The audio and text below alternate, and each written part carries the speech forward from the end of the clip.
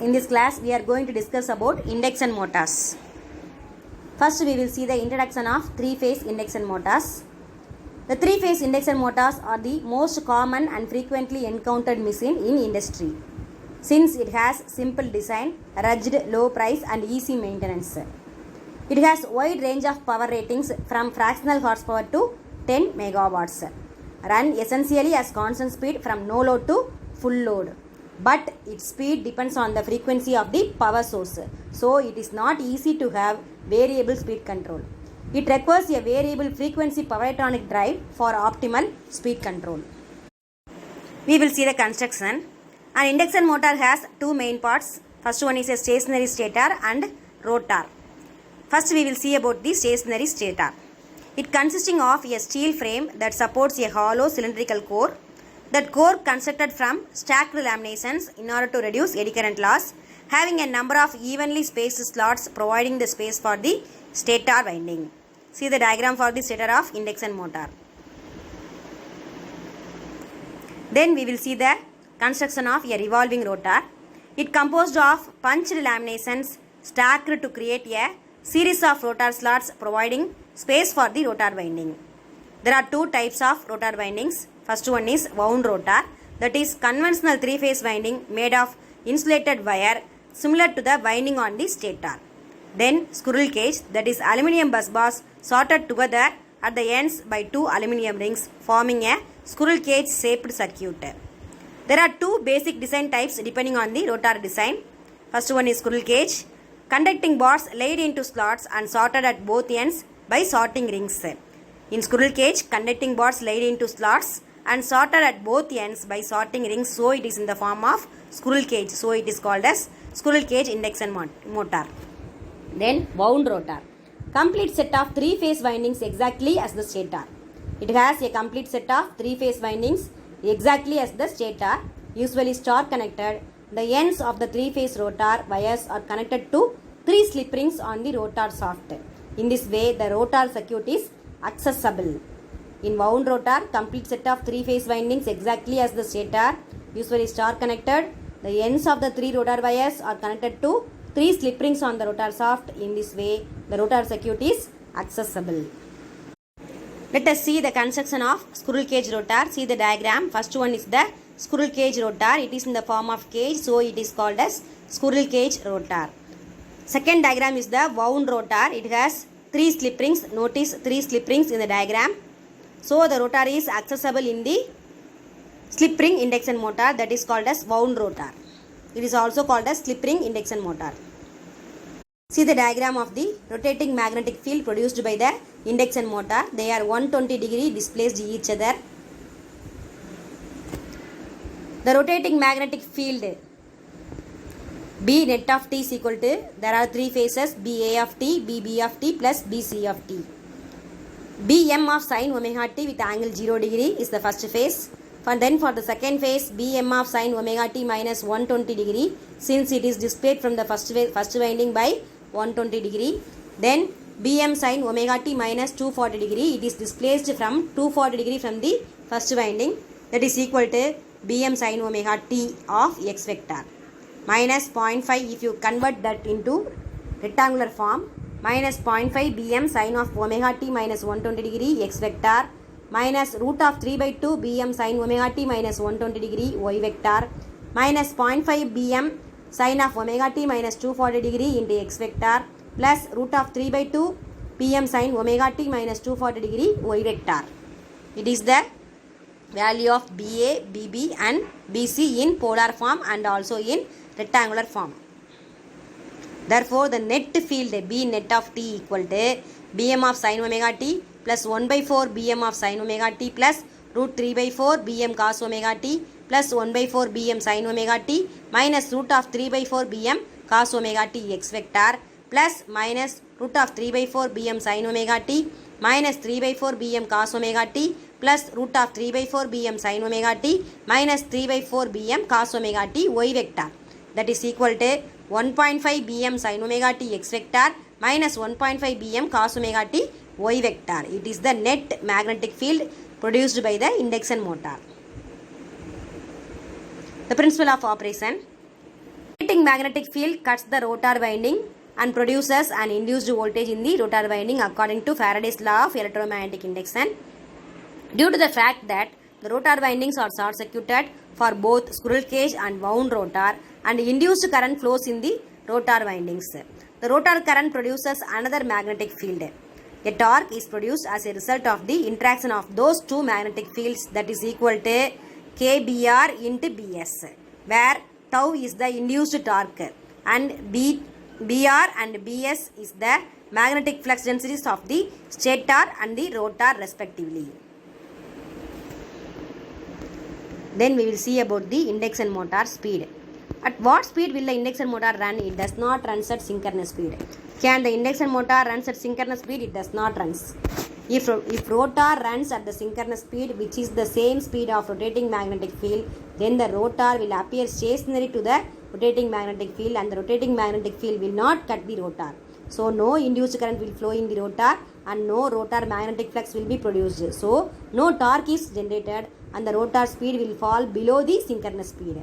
So when the speed falls, the rotating magnetic field will cut the rotor windings and a torque is produced. So the induction motor will always runs at a speed lower than the synchronous speed. The difference between the motor speed and the synchronous speed is called as slip.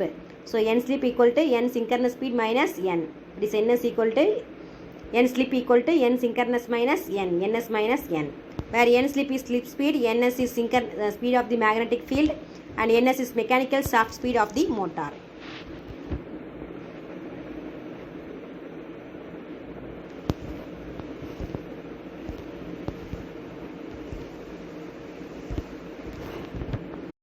Let us see the principle of operation. This rotating magnetic field cuts the rotor winding and produces an induced voltage in the rotor windings. Due to the fact that the rotor windings are short circuited for both squirrel cage and wound rotor and induced current flows in the rotor windings, the rotor current produces another magnetic field, that is a torque is produced as a result of the interaction of those two magnetic fields.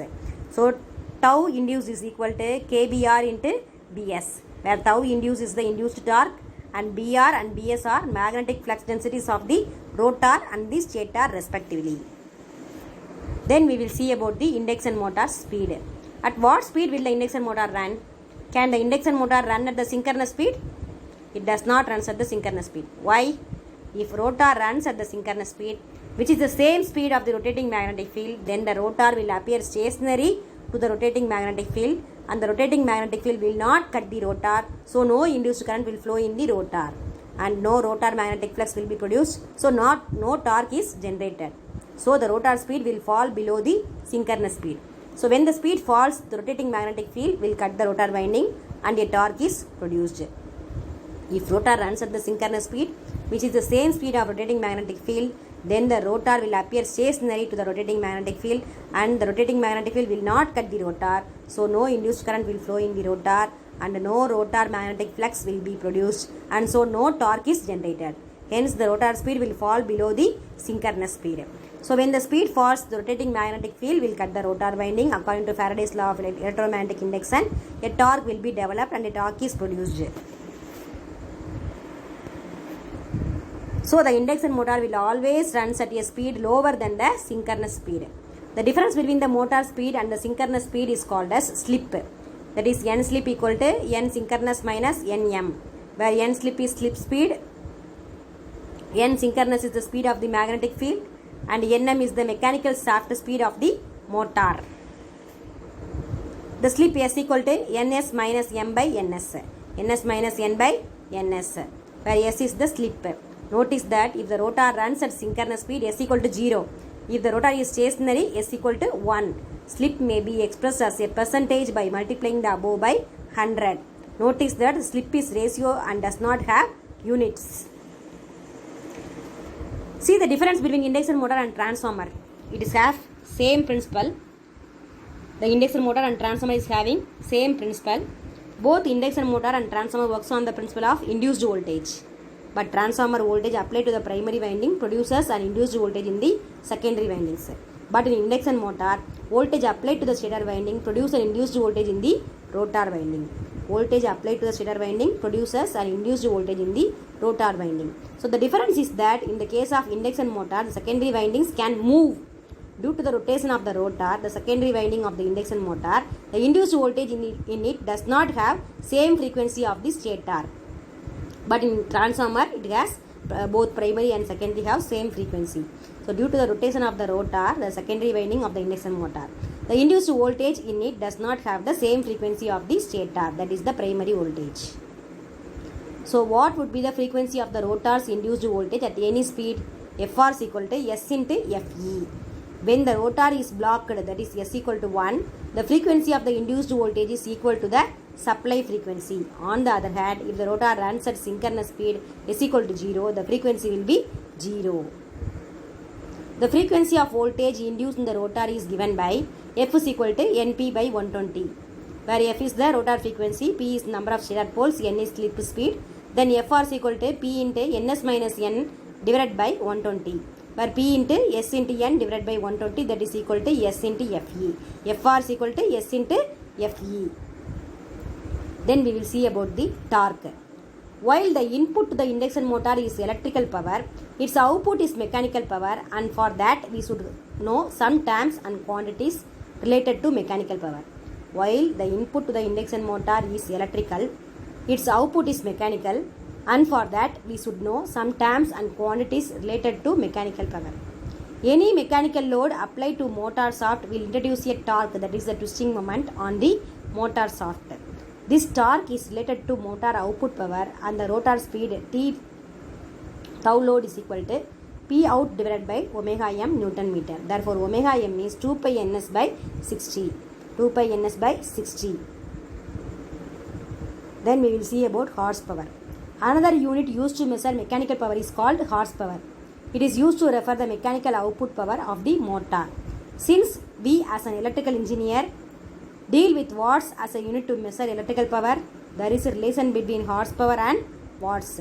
Horsepower equal to 746 watts. Horsepower equal to 746 watts. Then we will see about the equivalent circuit.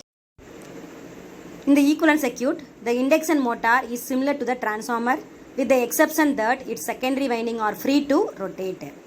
As we noticed in the transformer, it is easier if we can combine these two circuits in one circuit, but there are some difficulties. See the diagram, same as that of the transformer.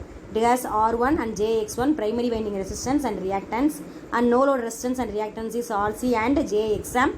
And the induced voltage in the primary is E1, that is the stator is E1, and for the rotor is ER, and the current flowing to the rotor is IR, and the reactance is RR and JXR for the rotor. When the rotor is locked or blocked, that is S equal to 1, the largest voltage and rotor frequency are induced in the rotor. Why?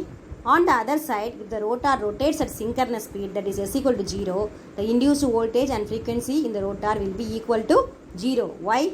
Since ER equal to S into ER naught, where ER naught is the largest value of the rotor's induced voltage obtained as S equal to 1. The same is true for the frequency, that is Fr is equal to S into Fe. So it is known that X equal to omega L, that is equal to 2 pi Fl. So as the frequency of the induced voltage in the rotor changes, the reactance of the rotor circuit also changes. Therefore XR equal to omega RL, that is equal to 2 pi Fr LR, where XR is the rotor reactance, that is equal to 2 pi FES into LR.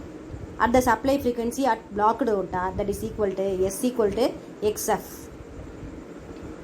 Then we can draw the rotor equivalent circuit as follows.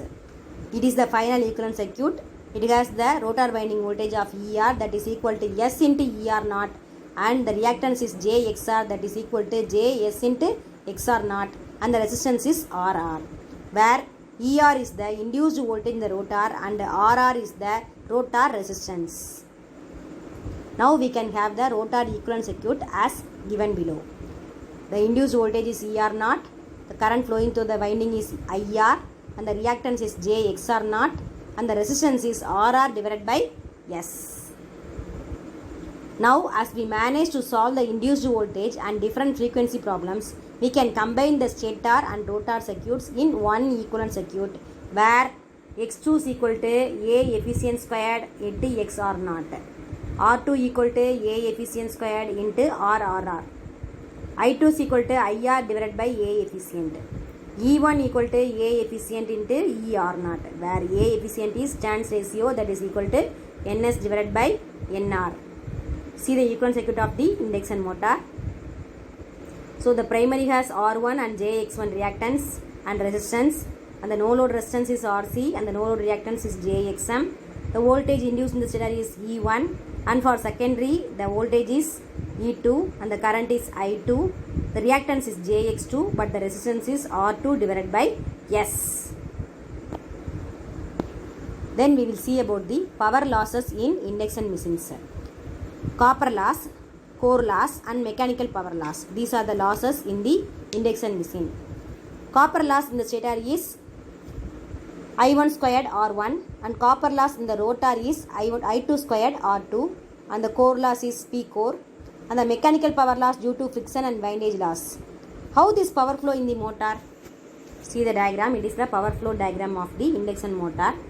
P input is root 3 Vt IL cos theta, that is cos pi. Then there will be a first drop, that is PSCL, stator copper loss. Then there will be a second drop, that is P core, that is core loss. Then there will be a PRCL, that is rotor copper loss. Then there will be a friction and windage loss, that is called as P friction and windage loss.